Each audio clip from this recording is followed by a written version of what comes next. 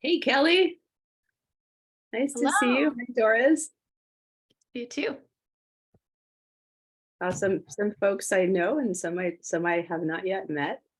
We'll just wait one more minute for everyone to kind of gather. Howson, I wonder if you might be able to admit people as they're coming in. Yeah, give me the power. Yeah, thank you. Hey, Kelly, we need to, I think we need to get together, right, on the APF meeting?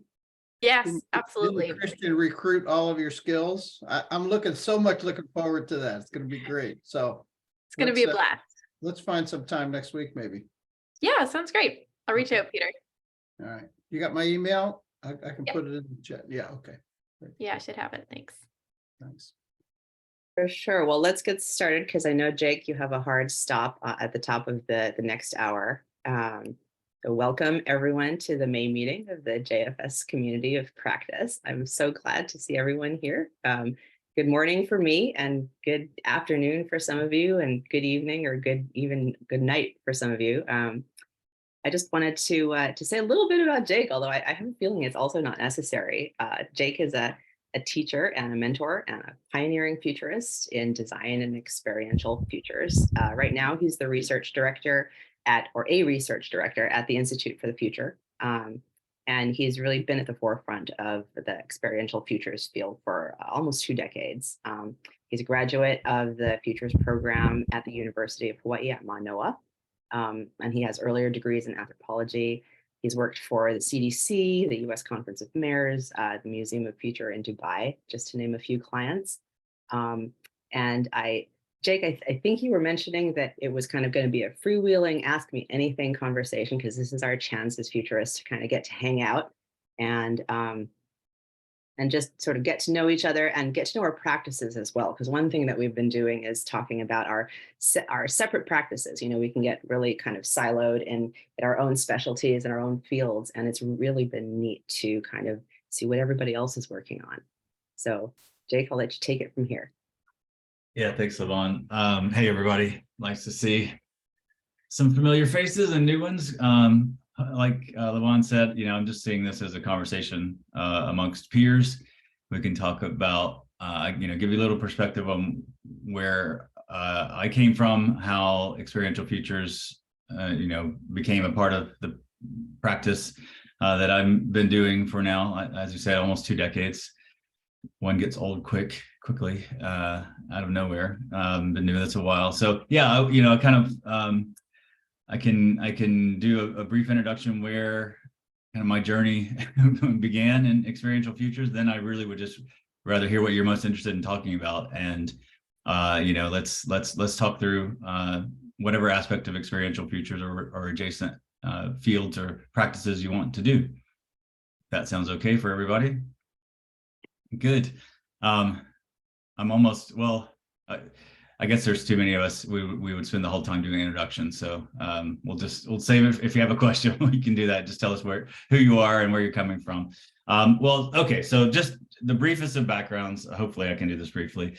You know, I did come out of visual anthropology originally. So that was my undergrad and grad degree. And so I was really interested in how form and conventions and genre created truth. So I wrote my thesis on fake documentary.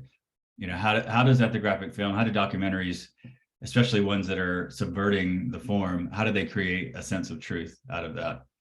And that was mostly, you know, up until around 2000, 2001 that I was working on that. And then I thought, well, that's not super relevant for everybody. That's very pedantic and sort of narrow. Had I been a better futurist, I would have seen that fake news and disinformation would have been the story over the next 20 years almost. Nevertheless, it did. Stories look consistent and linear in retrospect, but they were not at all. So I just sort of left that behind. And then, you know, when I was at undergrad, this book came by as a manuscript. I started a bookstore my freshman year, like a used bookstore with some friends. And there was not one at Auburn University where I went undergrad. And so a lot of the professors would just dump their books on us. Like, you know, we'd find boxes of books because they didn't have anywhere to give them away or to trade them. One of those books was called Quantum Politics. It was by a guy named Ted Becker.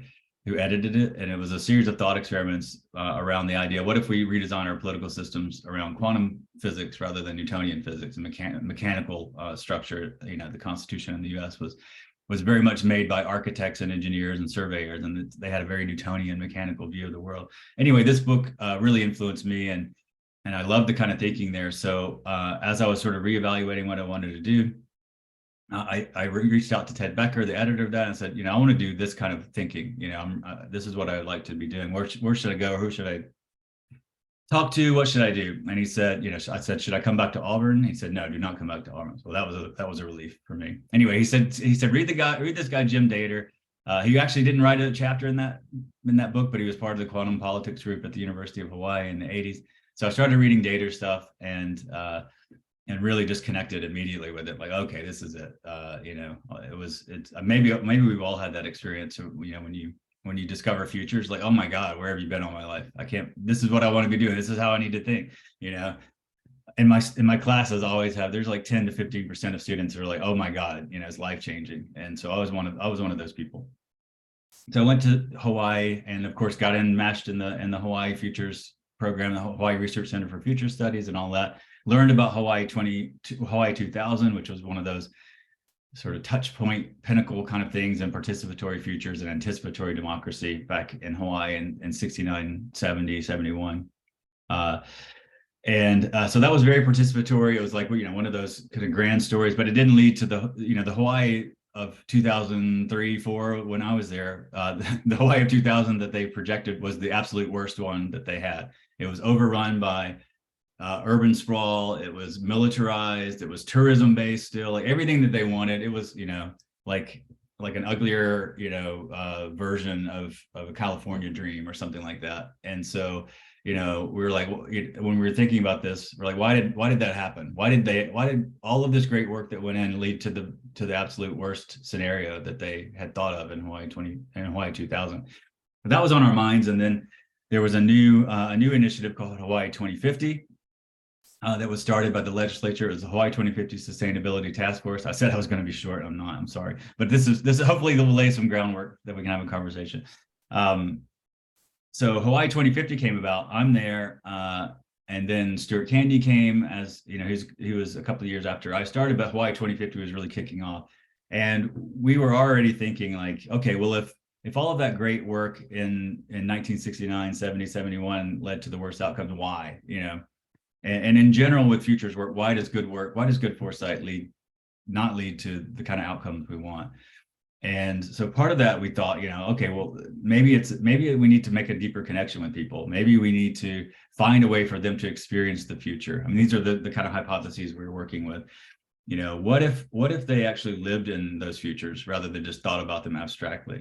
You know, what if we could feel it? What if we could create an emotional connection or some deeper visceral connection to those possible futures? So that was a motivating factor, of which became ultimately when we did 4 alternative futures of Hawaii in 2050. We, you know, maybe many of you know the story. I won't go into all the details, but it was very rich. It was a very exciting, deep, multivariate. You know, I was a grad student, so I had all the time in the world to Stuart and I to do this.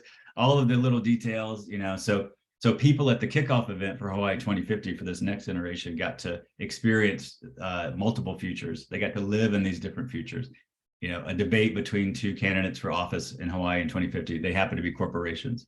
So we were even ahead of Citizens United. So corporations and legal persons were then running for office. So that was kind of our growth future. We had a collapse story where you came into the room cast as climate refugees from flooded islands, and you were joining basically the citizen army of Hawaii. It was a sovereign Hawaii, but it was a dictatorship.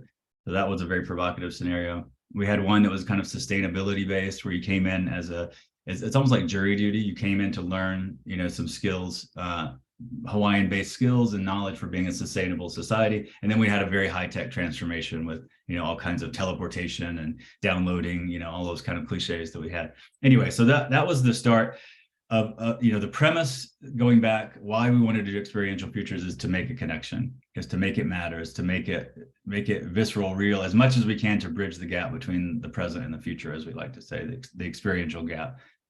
And there's more to that story later, but that was really what kicked it off. And then since then, Stuart and I have been, and many others now over the last 20 years have really been taking this, moving it forward, learning how to teach it. That was one big step.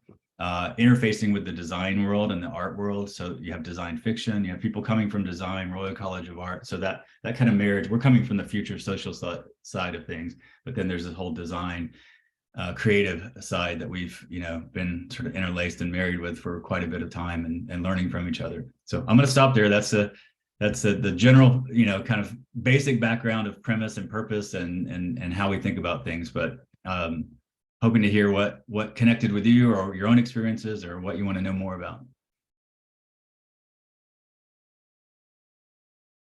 Jake, maybe I'll kick this off. Sure. I've been wondering, I've had a little bit of experience with Experiential Futures, but I'm Experiential Futures curious. I feel like it's something that's not yet sort of taught at the Houston program where I just graduated from. So I wonder if you could just, for folks who are just kind of give a brief background or just a bit about what it's like to, when do you think, oh yeah, I'm going to use Experiential Futures here? Or do you feel like it's for everyone? Is it for certain groups and not for certain groups? Is there something that's hard about it? Yeah, I think I always go back to audience, and I think this is where the visual anthropology comes in, because part of what we study is reception study, not just putting things out there, but how do people react to that? This is, sorry, just a slightly side tangent. One of the things that really was absolutely kind of confounding to me and eye-opening was some research done around reception of documentary and ethnographic film of others. And part of I think the premise of anthropology is that if you're exposed to other cultures, you're going to be edified and you're gonna be more open. You're gonna have less of an us versus them kind of mentality. I mean, I think that's the motivating factor. But part of this research showed that actually it reinforced stereotypes. For a lot of people, it made them like sort of pull back into their own in-group or think about the other more as even more exotic than they did. But so that those kind of things I think were influential for me, just thinking about your audience. So back to the question of when to use it, you need to think about what's happening with the kind of people you're with and what do you want to do. So yes, almost in almost every case I could see a way to use Experiential Futures or artifacts from the future. If you're trying, I mean, again, back to that sort of big premise question, if you're trying to make people see the future differently, to make it matter to them, there's a great definition of information by Gregory Bateson. He says information is a difference that makes a difference. And so I've always wanted futures to make a difference. How do we actually make it matter to people? How do we change behavior? How do we change strategy or whatever? So, I guess in many cases people are motivated and moved by traditional media or traditional tools, a great Delphi study or, a trend report or whatever that not saying that this is the thing that takes over, all of futures work. But I think there is something different when you can give people a visceral, sometimes, tangible, immediate, lived, show them rather than tell them kind of thing. So, in those cases, I think we try to add this. It's always limited by time. It's always limited by budget.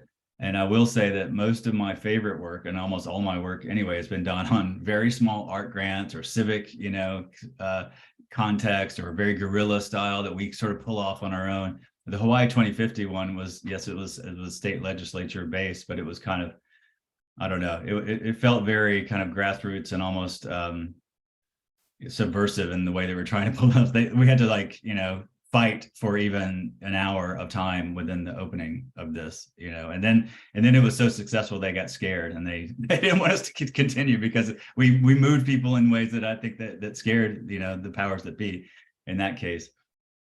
So I don't want to just say every case because that's not always true, but I certainly think a consideration of whether a different kind of medium or a different kind of experience for your audience will pay off. I've really had a lot of success besides the sort of performative live things with video media. So doing video scenarios, mostly in addition to written scenarios. And what always happens is that people just end up watching the scenarios, and that's what I use going forward. Showing a 3 to 5 minute scenario video, do that for multiple scenarios, have discussions around that. It just brings it makes it alive. It brings it alive, and it makes it in some ways more rich and real for people. And using multiple senses, I think part of my motivating practice, just almost a philosophy of life is that anytime you can lower cognitive load, it's a good thing. That people are overwhelmed, that you can't really understand the future. There's too many moving parts. So showing them, demonstrating that, letting them see, feel, touch, you're lightening the cognitive load because you're using all of your senses as well.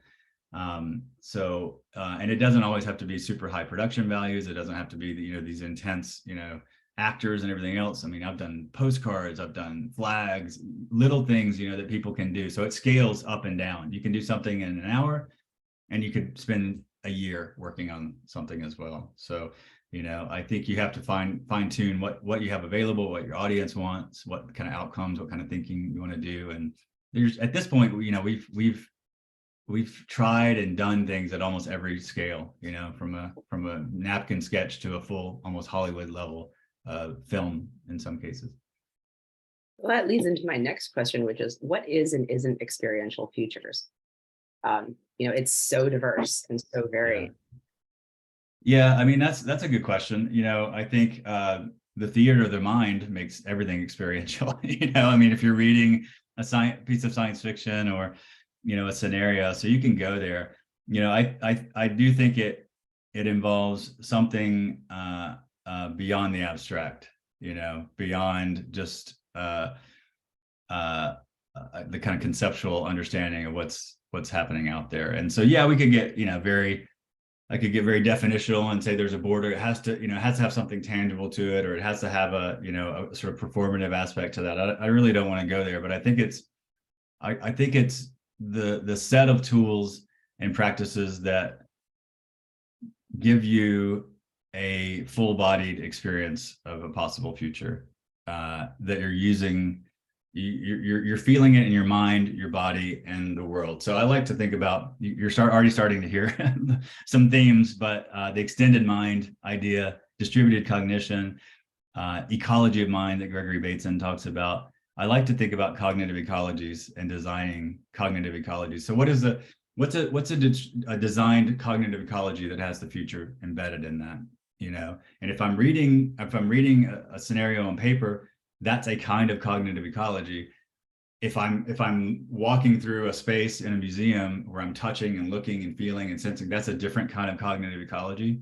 So if you think about that lessens the distinctive borders between it, and then you can think about what kind of cognitive ecology experience do I want to have for people to think about the future. And then you can just think about all those variables of touch, feel, senses, the kind of emotional resonance you want, the mood that you want to create. Sometimes we use disgust and negative emotions to make our point. Sometimes we use hope and sort of excitement and awe and wonder and everything in between. So yeah, I think if you think about experiential futures as a framework for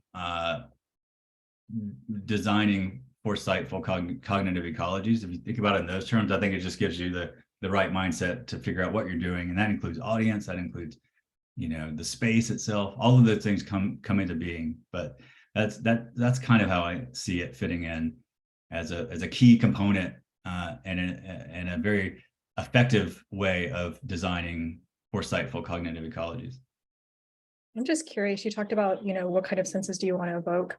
Mm. Do you find that people are more moved to action if it's disgust versus hope, for example? Is there a key one that is more powerful? That's a great question. I have examples of both. I'm a bit of a cynic at heart, and even though I'm in futures field and I'm fighting for the future every day in some sense, I also pretty much assume that people are going to learn the hard way. That we're even though we're trying to get ahead of it, and you know, as Stuart and I like to say, it's better to be surprised by a simulation rather than blindsided by reality. Nevertheless, we as a civilization, in most cases, even as individuals, almost always learn the hard way. So, you know, nothing works. No, I don't want to say that, but you know, I've been part of projects. I worked on one on plastic ocean pollution, where we had vessels filled with disgusting plastic, and it was a little trick, but we were drinking out of it, and people were really disgusted. I mean, did it lessen the amount of plastic in the ocean? No, we're still on that trajectory. Did it maybe have an effect on, I mean, there was, you know, several hundred people coming through that. Maybe there was an effect on people out of that, they might have got motivated. They might have been more aware of that.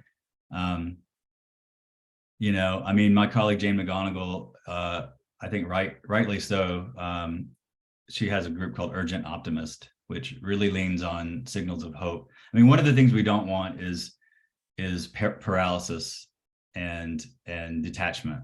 And so you use these knobs, you turn these knobs. Disgust may be a motivating factor, you know, but hope may be a motivating factor as well. I did a project with a large car company not too long ago, and you know, they were already kind of on the right frame of mind for things, but we, you know, in the scenarios that we created, and we created images for them, you know, we really amped up the urgency of climate change. We showed them what future cities would look like if they don't move. And so they ended up moving up their carbon neutral date from 2050 to 2039, which was the year of our scenarios.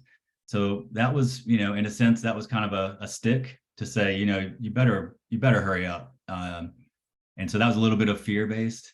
You know, I know all of you working in futures field probably use the trail of dead as a motivating factor. You know, if you're working with organizations, Kodak or Nokia or Blockbuster or whoever it is, you know, can be a highly motivating factor. But you also do want to have that pull to the future. Like, what world do you want to live in? What does it look like? And so we play on both of those resonances quite a bit. And you know, again, I don't know if like one is better than the other. It's really client-based or audience-based. I do think there is a sense of a kind of, people get really motivated by Black Mirror stuff, you know, and they're scared. And so self-defeating prophecies are a big part, I think, of what we should do. It's fine. Like, show people, if you keep going, this is what it could look like. And do you want to keep going in that direction? So I don't mind, you know, a little bit of a kind of punch in the gut. I sometimes say, like, wake up, you know, this is where you're going. The problem is if it's, as I said, if it creates detachment, disillusionment, paralysis. I always say dismissal is our enemy of all the things, you know, that people can just shut us off, whether it's not plausible, whether it's not believable, whether it's is it relevant. People have a lot of psychological and psychosocial tools for dismissing things. So you're always thinking about that as your audience, like where can I hit in a way that will lessen the chances for dismissal. And then maybe the next level is maybe it'll spur action too. We have a question from Heather in the chat about what the differences have been in your experience between experiential futures projects that have been successful and that have really resonated with people, and ones that have fallen flat. And I know you were sort of starting to gesture towards that. Yeah, I mean, I think if it's you know, as I said, I haven't done many experiential futures projects with like companies, private companies. You know, they've been a little bit later, at least in my experience, to see the value of this. It seems like, you know, I don't know, maybe too artistic or you know, something. It doesn't check the boxes, but it is coming up. And as you asked at the beginning, I try to smuggle in. I almost put in every proposal now, like a video, you know, a set of videos or artifacts or something. I try to work it in because I've seen how effective it is. So it's tricky. I mean, this goes for all of futures work too, like the return on investment for futures. You know, where do you see this connection? And then you have people like Renee Rohrbach doing longitudinal studies, which is very, very nice to see that there's some data behind that. But a lot of it is anecdotal. You know, this is all these caveats leading up to say, you know, I think that the most successful ones have from the start a process that that will take what you've done and take it seriously and integrate it into that. So the car company example I had, I mean, these were executives that then took it to the C-suite. Like there was a process already built in for that loop to be, at least if not closed, to be taken forward, you know, and the work to be taken. And other times it's a little bit more, I don't know, speculative in the sense that, you know, you don't know where the outcomes are. So we did a project with a small mayor's grant in Hawaii around Futures of Chinatown in Honolulu. And we did street art. Basically, we put several, you know, we made several futures, and once a month, we, on First Friday, the art walk, when there was, you know, thousands of people down there, we sort of said, okay, this is what's happening. And one was a gentrification story. So there's, you know, chain stores coming and luxury lofts and everything. And so people were reacting to that kind of authentically. At least they thought, you know, when they thought it was real for a little bit, they were reacting to that. The next one was around, this was 2007, so before COVID, obviously, but it was a bird flu, a pandemic flu outbreak story. And so that one, you know, obviously it was after the pandemic. We weren't screaming fire in a theater, but so we got the attention of the CDC and the Department of Health in Hawaii. We ended up running an alternative futures game around a pandemic outbreak in 2009, which was thwarted by swine flu. If anybody remembers swine flu from 2009, so we had to stop our alternative reality game, and we created what we called an emergent reality game. So that was kind of like, let's put it out there. You know, it was more of like a public funded sort of civic imagination kind of project, and then it generated its own energy back to us, and it you know, had follow on. But we didn't have that immediate, you know, okay, this is what's going to happen, this is going to next go to this person, next go to this person. So I think the successful ones have, you know, at least internally, there's many pathways to success. One is you just sort of put it out there and let the energy move you forward. And another one, there's a little bit more of a predictable pattern, like this is going to go to this person, this is your audience, this is your audience. Both of those have been successful, and both of those have sort of just fallen flat. You know, I've worked in internal company projects where we've done really great work, and, you know, they're like, oh, thank you very much. And then it goes like all the stuff, you know, our enemies sitting on the shelf, and nothing really happens from that. And I've done, you know, really cool kind of civic and museum-based stuff that, you know, all right, well, I don't see the immediate response to that. And you have to be patient too. You know, again, this is not a machine that we're cranking. We're putting out little ripples into the world in some cases. We're there to try to like have workshops and have conversations. So we're not like artists that just, you know, let's put a movie out and see what happens. We're really trying to stick with it as much as we can. But sometimes those connective articulations of what comes next are a little bit looser. And I'm not able to read the chat as I'm rambling here. So okay, so Bashir had a question about the insurance industry, and I'm not sure I understand it. So Bashir, did you want to jump in? You wrote, when it comes to getting the attention and urgency, do you communicate with the insurance industry? Thank you very much. I've worked with the insurance folks, and typically they're a bit Machiavellian. You know, you cannot trust on love, but you can trust on fear, right, but never be hated. So in that regards, have you had any interactions with the insurance folks? Because in a little over 10 years ago, that was a policy recommendation I've provided, because the insurance folks are far better in holding the companies to account in means of corporate scores, accountability, and also get the necessary corporate escalations. I mean, I just use the term pound of flesh from the Merchant of Venice, in the sense that, you know, they're not shy about getting the companies to pay. And I think, I don't know, they seem to be an ideal partner to your idealist vision. Over. Yeah, I've worked a little bit with insurance companies. You're right. I mean, they are like, in a sense, where the rubber hits the road. You know, we're always looking for where the actionable connection is. Oh yeah, you did these strategic plans, whatever. Insurance companies hold a stick or a hammer or sword at the heads of these companies, and if they think, you know, that they need to be doing this kind of work or thinking ahead, then they can move the needle quite a bit. That said, you know, I haven't done a ton of work. I think we've worked with Swiss Re, the reinsurance company. IFTF has over the years. I've worked with Travelers a little bit, but it's really kind of, again, it's not systematic. It's not like, okay, well, insurance industry now is moving into, going to use foresight.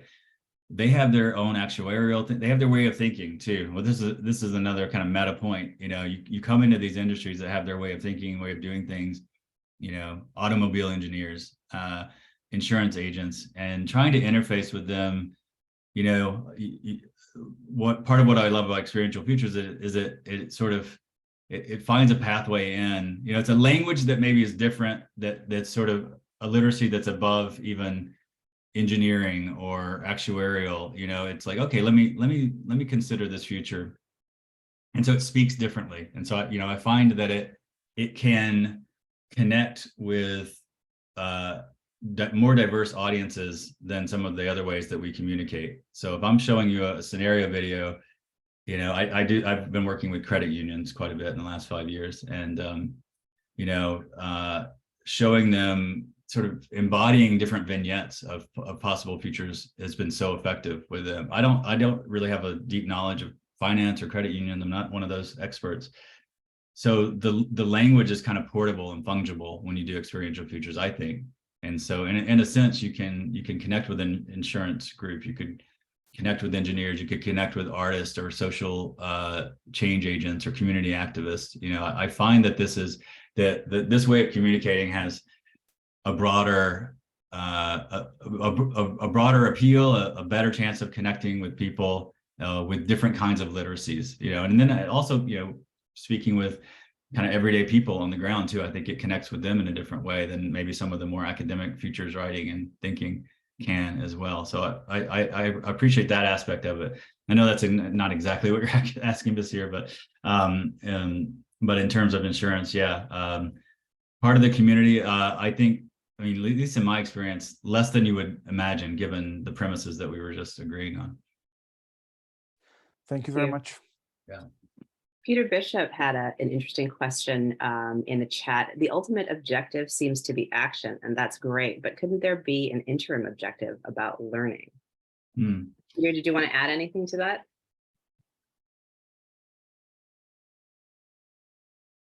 Nope, maybe we could just go into the question. Okay, you're muted, Peter. We're going to learn you how to do Change the Zoom. world, but we're also, the interim is to educate people and to bring them awareness. They don't rush right out and change their new carbon neutral date like Jake mentioned. That's great, but we're also educators, and education by itself. In fact, I have a little drum that I keep pumping, and that is, we think of futures as instrumental to action, instrumental to strategy and success and the foundation of all that, and all that's fine. But shouldn't it also maybe be part of the humanities? I mean, we study history, the past, not so much, to make more money, but for not the enjoyment, but for the enlightenment of it, for the knowledge of it, for the context. And the future is part of the human experience. And what we think about the future is part of the human experience. And so, I had a colleague that put in a grant for the National Endowment for the Humanities and wanted to put futures as a minor in their humanities program at a university. And it got turned down because they didn't see it as a humanistic enterprise. It's really a shame. So I'm not pulling anything away from action, of course, was exactly what we want to do so we don't burn the planet up. But an interim step might be simply education, awareness, and that may be the prelude to action, though it doesn't happen right away. Great point, Peter, and I'm glad you reframe that too, because if anyone's heard me do presentations, it's I even get into like the neuroscience, so even more granular than, in a sense, that's where learning takes place, right? And so I keep going back and leaning on that phrase, a difference that makes a difference. And yes, that might be strategy or carbon neutral. That might be your view of yourself and your pathway and your own personal, enlightenment, or the sort of humanistic kind of endeavor of becoming a full person too. So yeah, that is a difference that makes a difference. And as I was saying, like even to the point of retuning your neurons. So if you look at the neuroscience of foresight, we have these patterns in these regions of our brains that we use to think about the future, and there's a big overlap with how we think about the past.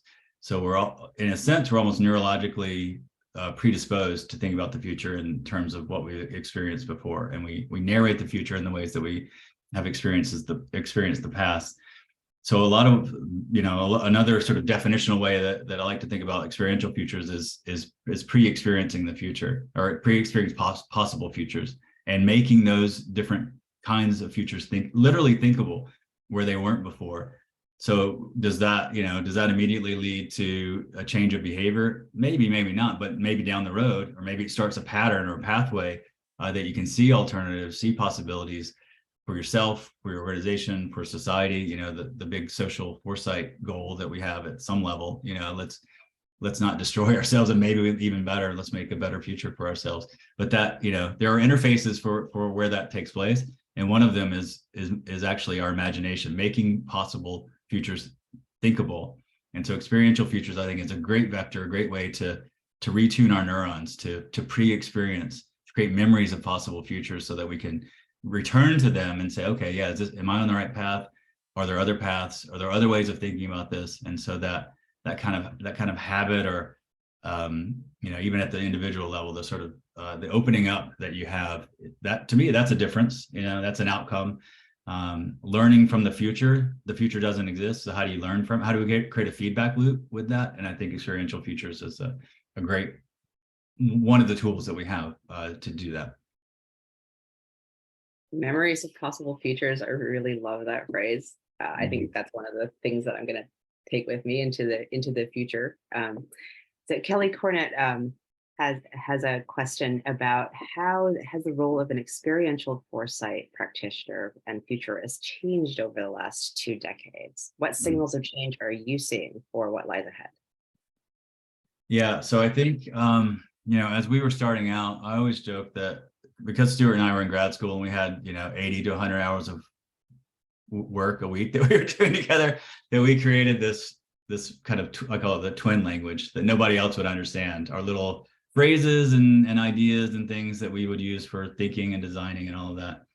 So part of the evolution has been to turn that sort of weird idiosyncratic way of thinking into a teachable format. And part of that is the experiential futures ladder, which goes from high subject matter to scenario to a scene or situation, and then into the stuff. So we created that in order to try to teach experiential futures in a direct, what's the minimum things that you need to do on the way to that.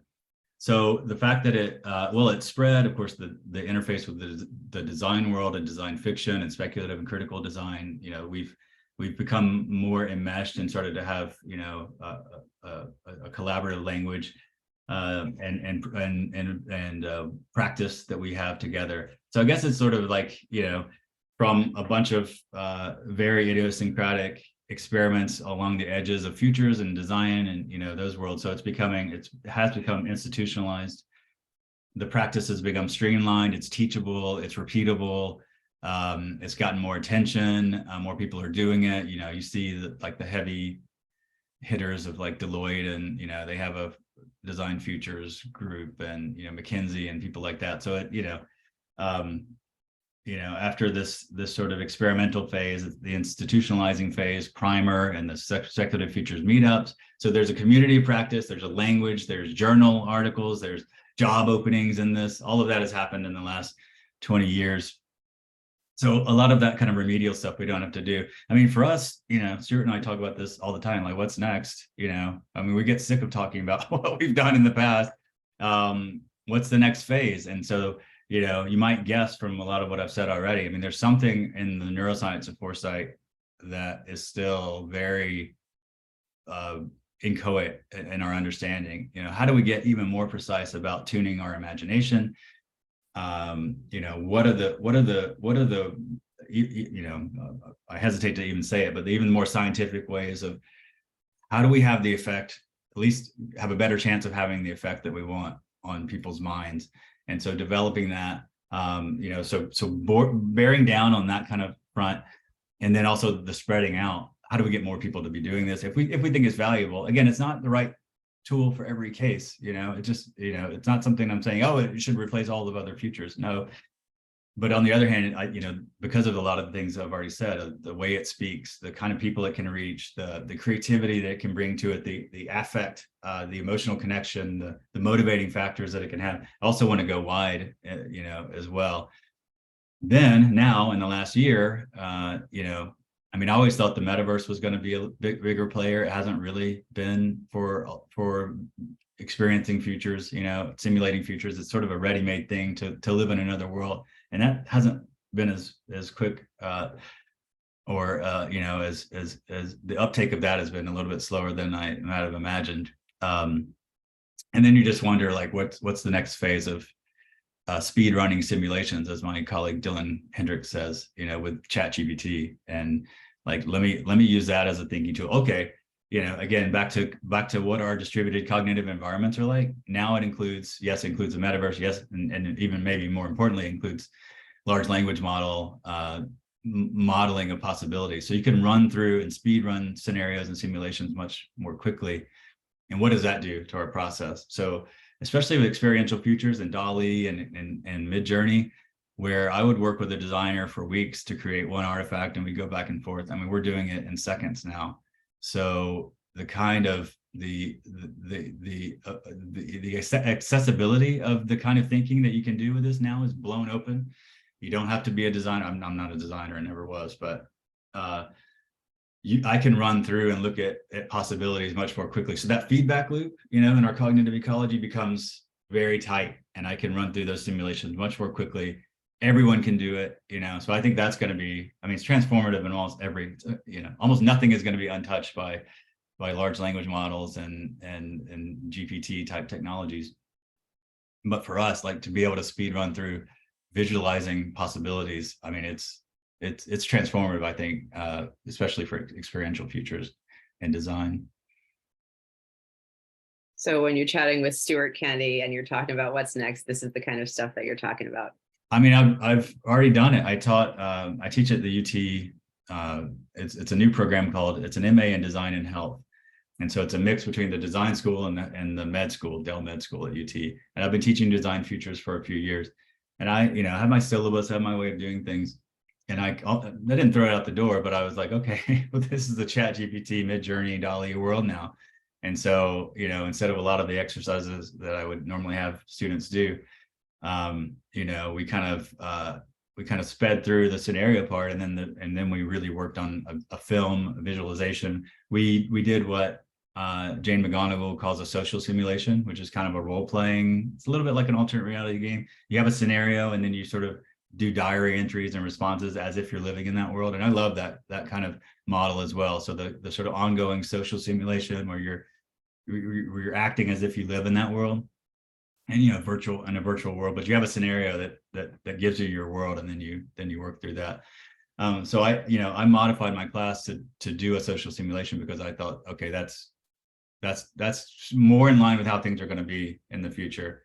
So if you're doing kind of 101 level scenario work and trend work, honestly, I think you might be in trouble if that's the extent of your work, because I think we're going to be pushing very fast into the next level zone, which I think I have little fear of that, because I think we're talking about making an emotional connection with people, and how can we do that? And so, yeah, we can use large language models and image creator tools. We can do it more quickly, and maybe we'll be better orchestrators of that experience too. And then maybe more people can do it. Maybe that literacy increases, and so a rising tide lifting those boats. I think maybe we can even get more sophisticated, see the future, feel the future a little bit more effectively. That doesn't take a high budget and weeks and months of time to create these kind of things. Or we're flooded with junk and everybody wants to turn off. That's another very valuable scenario as well, is all of this stuff just floods us, and we it has a net negative effect. Alternative futures for us, for sure. Yeah. So Doris has a question in the chat, and I also want to encourage people to just jump in live too, please. So she says, experiential futures have a natural fit with scenario transfer. Can you share about where you have used it in other stages or phases of a foresight process? Yeah, so talk to me about scenario transfer. Maybe that's a term of art I should know. No, that's just when. Hi, Jake, and thanks. I'm learning such a lot. I'm making millions of notes here. Scenario, when you've developed scenarios to make people experience it, that's where the natural fit for me is with experiential futures, so that people could feel and experience what the scenarios are like. But I mean, the scenarios is sort of at the end of a very engaged process. So I'm now just wondering whether there are earlier, like in identifying the factors that would influence futures, or analyzing those factors, or somewhere in those earlier stages, or what is this a part of, understanding the domain and all the stakeholders or role players or influences into the scenario field that you are interested in. Can you see opportunities for experiential futures in those earlier stages as well? Yeah, that's a great question, and in fact, we have used it kind of informally in that way. You know, a part of what came out of our work early on when Stuart and I were just starting out was when we would have a scenario, you know, sort of written standard scenario, and then we would start to imagine these scenes. As we were building out these scenes and started to create the artifact, we actually would often go back and edit our scenarios, you know, because it felt different. Like, oh yeah, that would be more authentic, or that would be a finer point, you know, that would sharpen that idea. So there was even a kind of proto learning loop that would happen as we would begin to sketch out scenes and think about that. So that was kind of pre to the sort of final presentation of that. And our scenarios got better. And then as that got better, the scenes or situations, the experiences got better as well. You know, when I'm teaching this, I often say, you know, a sort of ideal case is if you're doing this right, you know, if you're going step by step, you're doing your world building, you really flesh out everything that's going on with the scenario, you're looking at those kind of things.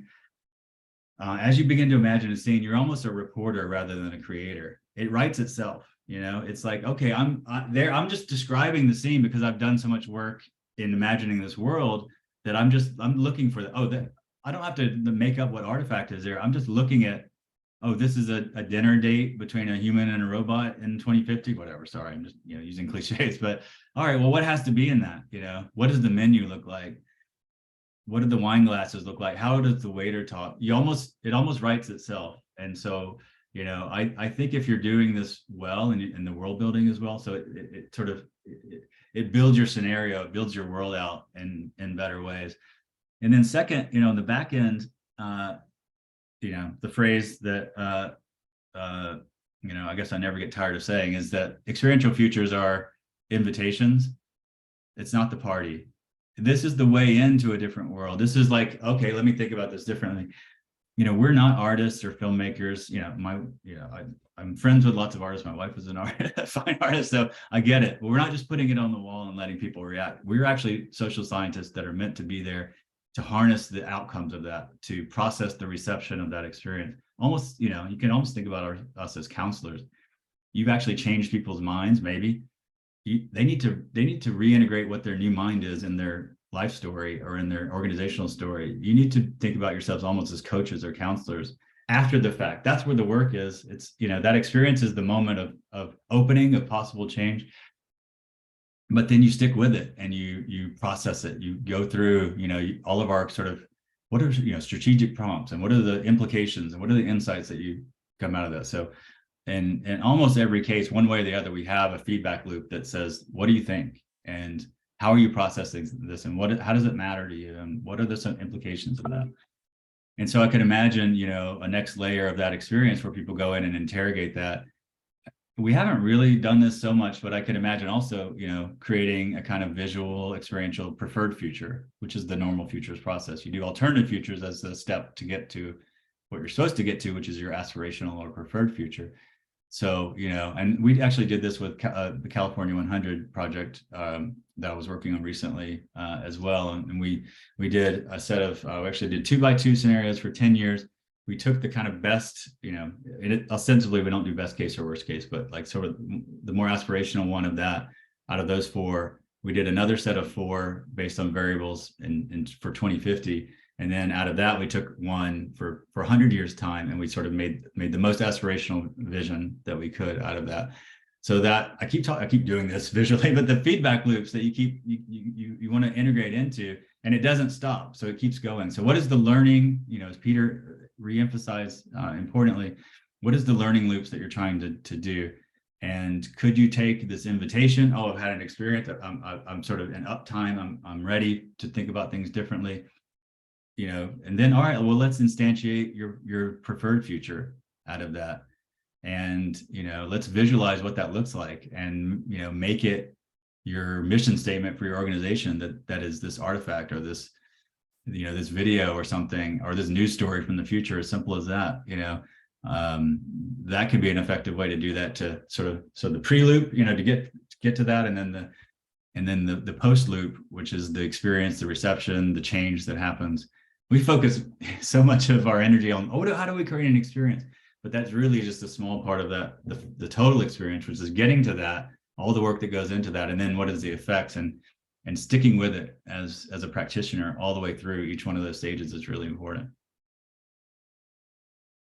I missed a question from Ashish that occurred a little bit back in the chat. What kind of experiential attributes tend to nudge behavior change? For example, blending insight or shock or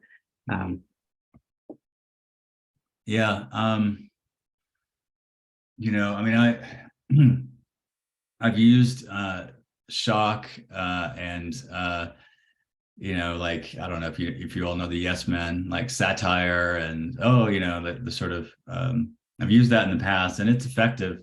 But of course, with fake news and things these days, I've used it less and less, because I think our truth environment is poisoned, and so it's not subversive. It's actually negative in some cases to do that. So things change. In my opinion, we don't need a wake-up call for the climate collapse. Everyone's awake. They're just choosing to not do anything, or they're choosing the status quo, or it's too, we're path dependent. And so I've noticed in more recent years, instead of like a shock wake-up call, it's more of like a pull, something that we can aspire to in the future. Again, these are things that are part of futures conversations forever, but a dream, I guess, is some of the way. Like, can we lean more on the power of a dream, of something that's not what we're living today? Because I think the error maybe in the past was complacency and sort of ignoring things, and so you needed to kind of shake people up. I think now it's like, where do we go? And it's despondency, maybe more than complacency. So the register of a dream, or a magnetic pull to the future, or there is a way out of it, or there is a future beyond the coming collapse that we all see happening. Living in Texas and gun violence seemingly daily, like it's hard. It's hard to see a future beyond the tragedies of the moment that we're all experiencing in some way or the other. So the register has shifted, I would say, in my experience over time, and I'm certainly more. I think I'm more drawn to the pull of a dream now, to try to counterbalance the despondency mindset that you see a lot of. So really, you're sensing the mood and seeing what you can do to add to that, or extend people a few more steps. I mean, in some ways we are. I mean, we're psychologists, social psychologists, and mood engineers. I mean, I've said it in different ways before, getting the mood, getting the vibe, the feeling right of a scenario, an experiential scenario is as, if not more important than even the content. And okay, are your details all buttoned up and all that? No, if you got the mood right, if people leave with the feeling you want them to have, even if, I don't know, you try to do it holistically, you try to be as good as you can about everything else. But I just think if you get the mood right, you're doing a lot of the work. And so what mood do you want people to be leaving with out of the room? And if you start with a mood of shock, then is that what you want to leave them with? Usually not. Usually you want to leave them with something else. So just thinking very much about the emotional registers and the moods and vibes that you're playing with, is important. I don't know if I answered the question right, but that was that was part of it. If I didn't, you can ask me again a different way. Sure. Okay, this might be one of the last questions because I'm mindful that you have a hard stop in a few Yeah, minutes. unfortunately, I'll put in a plug for what I'm doing next. If people are interested in rural futures, I'm about to have a webinar with Mary Doyle, who does, she's out of Canada, Western Canada. She has a group called Rural on Purpose. And so if you're curious about rural futures and what that looks like, the rural imaginary of futures, then join us for that. I can put in a link in a second. But yeah, that's what I have to do shortly. Thank you. So we've got 4 minutes left. Do you have time for one more question? Yes, let's do it. Okay. Doris says, can you share a bit about ways to capture the experiences of the participants? Yeah, varied, as you might imagine. So some of the ones I've mentioned, like Hawaii 2050, we had 600 people in this launch event, and we divided them into groups of 150-ish people. They went and experienced 2 different futures. So we gave them plurality, at least 2 different futures. Then they came back and they worked at tables of 10 with kind of standard facilitation, with stickies and whiteboards and things that captured the conversation that came out of that. we don't have to go into the nature of the questions, but it was really to pull insights out of what you just experienced. So that is, that's sort of a standard conference kind of thing. I've done work in museums where you have little cards that you go through and little passports that you fill out, and that can be given over and delivered. I did a project with Hawaii Tourism Industry Management Group a while back, and we created postcards from the future as our artifacts, as basically the equivalent of an experience. Like, what would a postcard in a collapsed world be? What would a postcard in a growth future be? For that one, we had these postcards made, so we sent them out to 150, 200 people around the state of Hawaii, and different, public officials and community activists, and we basically had them write. We had a kind of virtual board where we had them write back, their responses to that, and so that was kind of virtual. We do alternative reality gaming, where we have people, write Twitter-sized responses. And those kind of role-playing games, social simulations I just mentioned as part of Urgent Optimist that Jane McGonigal runs. Those are kind of it's all digital, but it's diary entries from the future and thoughts and images and things that come from that. So virtual, in-world, mailed through the mail physically. There's probably some other ways of doing that. So as you might imagine from what I said, a lot of this work is emergent and very opportunistic, and you find your way. But it's really important to have that loop. I'm glad you asked that question, because we don't, again, just to emphasize it for the 10th time, we don't stop at the experience. It's really about the thing that comes after that. And so harnessing that conversation.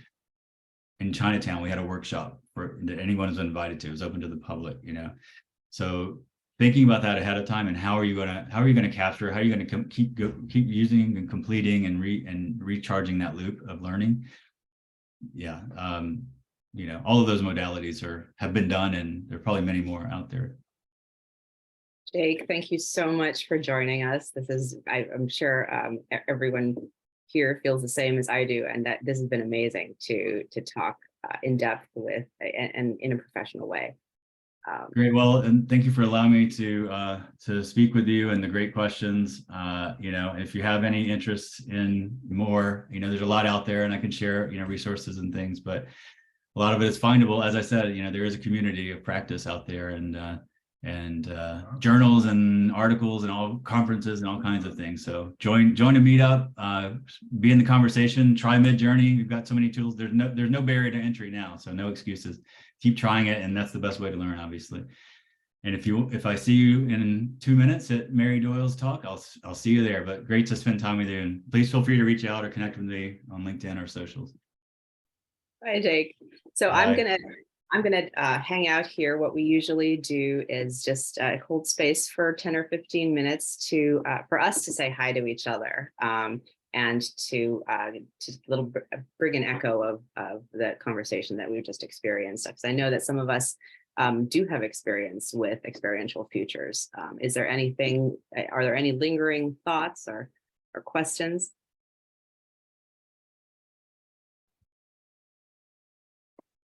It taps into Levon, I collective think I consciousness. found a way. Oh, sorry, am I talking over Basir? But Sorry I'm about that. scribbling down here because I have this dual role of teaching future studies and then heading up the institute that does commercial work, consulting futures work with clients outside. And I've been looking for something that creates a presence at the business school, something that because at the business school, we have 12 different academic programs, the MBA, coaching, development, finance, everything, and future studies. And what I think I'm going to do now is to engage my future studies students to create an experiential futures thing, space, something. So we'll identify a theme, a topic. I've written down 2 or 3 here. At the moment in South Africa, we're not really managing water as a system. So having access to fresh drinking water in a few years may be an interesting issue, things like that, or the relationship with a robot or something, and say, hey, Ma, I'm going on a date tonight, kind of creating that experiential thing and engagement, or a water fountain and say, this is fresh water and with all the warnings or something, some work with my students to create the space and then thereby engaging all the other on-campus students with a futures kind of experience. So that's what I think I am taking away from tonight. So thank you very much for organizing this. And I'm looking forward to playing this game in our business school going forward. I love that, Doris. And so you're in a business school? Wow, So the future studies, we have the academic programs, a postgrad and a master's and a PhD in future studies, and it found its house within the business school, and then we also have the commercial unit that is like a consulting research arm that does work with outside clients. So we have to practice what we teach, and then we learn from the practice to put into the program. So the balance is quite nice. Oh, I love that using experiential futures, not only to teach your students and also to teach your students to teach others as well. Levon, let me share a new process for experiential futures that Stuart Candy and a new colleague that he has, Filippo, just published. It's called Futures Bazaar. It's kind of an extension of the thing from the future. I'm going to put just put the thing in the chat, futuresbazaar.com. You're actually using basically throwaway junk materials for constructing images of the future. It's got a manual, and I ran it once. Jake mentioned I did it for a vision conference rather than a scenario conference, and it worked really well. The part that I didn't get, and unfortunately didn't spend enough time thinking, was capturing the results. Everybody had a great time, but the results kind of dissipated into the air of general and happy talk. After that, it was hard to capture the end of it. So I encourage people after experiential futures to try and put it back into a little bit more cognitive space, at least some kind of a report or recording or something that captures the essence of what happened. Peter, are you finding, like Jake, that you're more drawn lately to sort of visions or hopeful angles?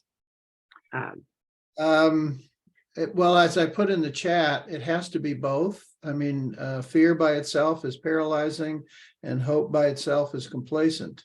So we have to encourage, and isn't that our future? I mean, we have things that we have created and challenges we've met even in our lifetime, much less in the historical past. And we've overcome things, and we can do it again. Of course, there's always that one time when you don't. So it's when I ask students or clients to do scenarios, I require for them to be a balance. That there's some good things in the scenarios and some not. A lot of them are, I mean, utopias and dystopias are fine, but the ones I choose to do are kind of like the present. We're kind of in between, some good stuff and some not so good stuff to try and create some kind of. So there was actually an article in the Atlantic a few months ago or last month. I don't remember when it comes out, and the author was criticizing journalists for being too positive. about climate change. And that's a judgment. Okay, I get that. But there has been a little bit of a shift towards a little bit more positive future. And yet everybody hurries on to say, we're not there yet by any means. Absolutely. So I see that folks are starting to have to hop off and run on to the rest of their Sarah, day. I think Sarah wanted to say hello or talk for a minute. Yeah, just a very quick comment on, I mean, probably that's not too interesting, but just to address the question you were raising on capturing the thoughts and the ideas as they are transpiring. IBM Defense Europe. So if you probably contact their headquarters, their public affairs, they will be able to direct you. They've, I think it was either in 2019 or in 2018. I'm not exact. I don't remember it exactly. So they, the event was called Security Jam. And I think it had over 500 plus or well over almost 1,000 participants communicating very complex ideas. So trying to get in touch with those folks would be very useful. And I think also they would be very eager to meet the Foresight community. I mean, I don't have a point of contact at this time because they have rotated. So yeah, the government's tabletop exercises have this also innate interest in capturing information. So thank you. Thanks, Bashir. So I will just start to kind of bring this to a close. And at the end of every meeting, we post a few ways to join the community, to get in touch. We have a Discord space, and you can join it there. I've just posted the links to our Discord. We have a Substack newsletter where we kind of recap each meeting and talk about things that are coming up. Our YouTube channel has recordings of the meetings, just in case, you know, there's never a good time for everyone in the world. And so we record everything just so that everyone can access it. And the link is there. There's also a book club coming up. Jim Dater has made his book, Human Becomings, available to all of us for free. If you email Cece, who is the other person who runs the community of practice, her email is at the bottom there. She will send you a copy of Human Becomings, and we're discussing it on Discord on May 8th at GMT +8. This is the second meeting of the book club, so they'll be talking about chapters 3, 4, and 5, but you can just dip in and out at any time. I'll just say thank you so much for joining us. I hope you got something out of it, and we certainly got something out of you being here. So I will say aloha from Hawaii. Take care, everybody. Bye now.